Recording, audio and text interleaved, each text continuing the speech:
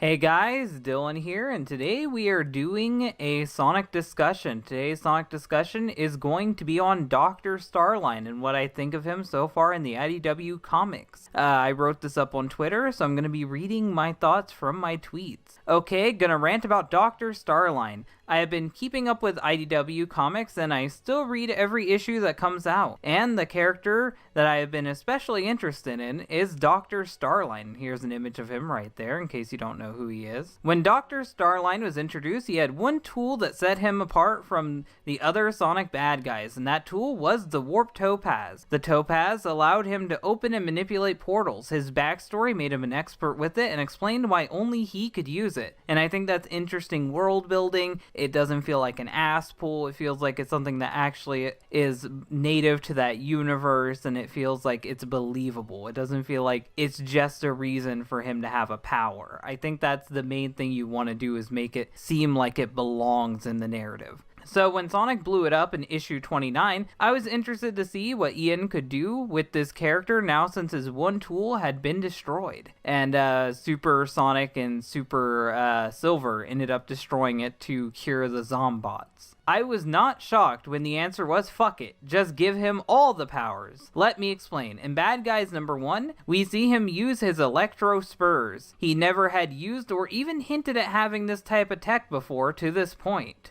Which, up until this point, all we've seen him do is, like, electrocute Eggman and use Eggman's tech. We never actually seen him make anything of his own. We just seen him use other people's tech to build something. And when it came to the Warp Topaz, it did most of the work. All he did was make a device to use it. So, we didn't really know he was, like, an actual inventor up until this point. I bring this up because this type of tech would have helped him fight against the Zeti in issue 25.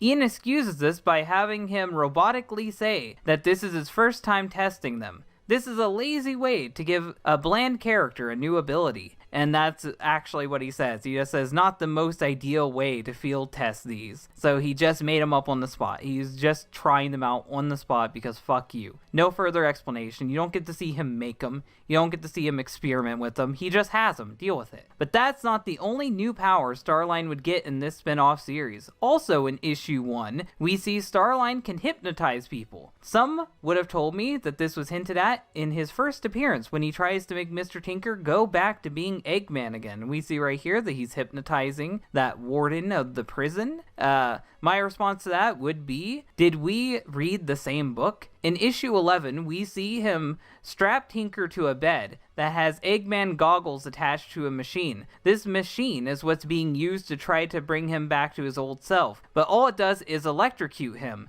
and it doesn't even work. If you compare these two methods, you would see that they are nothing alike. One is cartoony hypno waves, and the other is electroshock therapy, which is a real form of treatment that mental doctors would use on their sick patients. Yes, that is not the same thing. Brainwashing and hypnotizing people are not the same thing. It is bad enough that this power comes out of nowhere, but what makes it even worse is it makes the older issue make no sense. Let me give you some examples.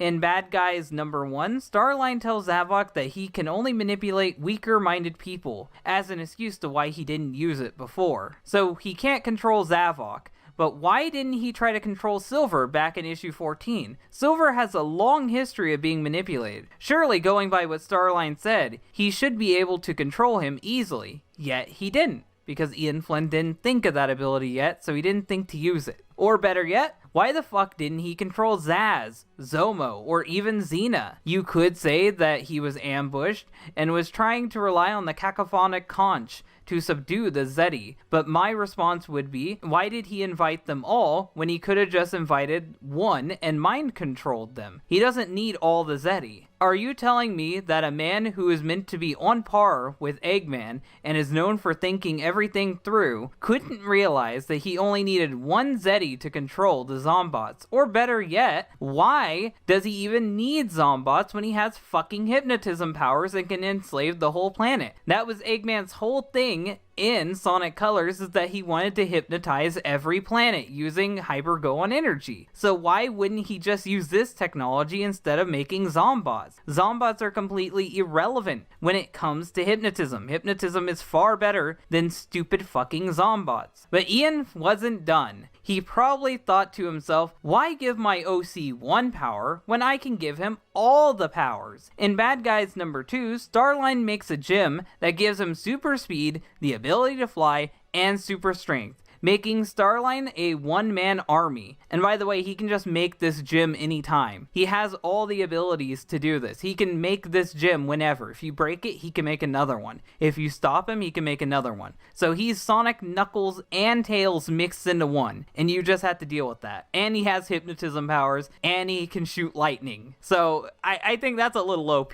That's a little too much at once for one character, but whatever. Final thoughts. I get that later on Ian will probably get rid of his new superpowers and Starline will just go back to being the tech guy. The powers aren't why I don't like Starline. My problem is that his new powers aren't explained well enough or balanced. The more I see of this character, the more he starts to reek of a Gary Stu. You can't make a character be the smartest, coolest, and most powerful character without properly explaining how and or why they are who they are. And that is the main thing I would want to end this on, is that if you want to give Starline new abilities, it would help if we seen him come up with this tech. It would help if we understood where he was coming from. And it would definitely help if you didn't give him every single fucking power. At this point, I wonder, why do we have Eggman? At this point, I wonder, why not just focus on Starline? He's obviously better than Eggman in every single way. And also, if the Sega mandates are real, why is Dr. Starline allowed to exist when he is an inventor character who is as smart as Eggman?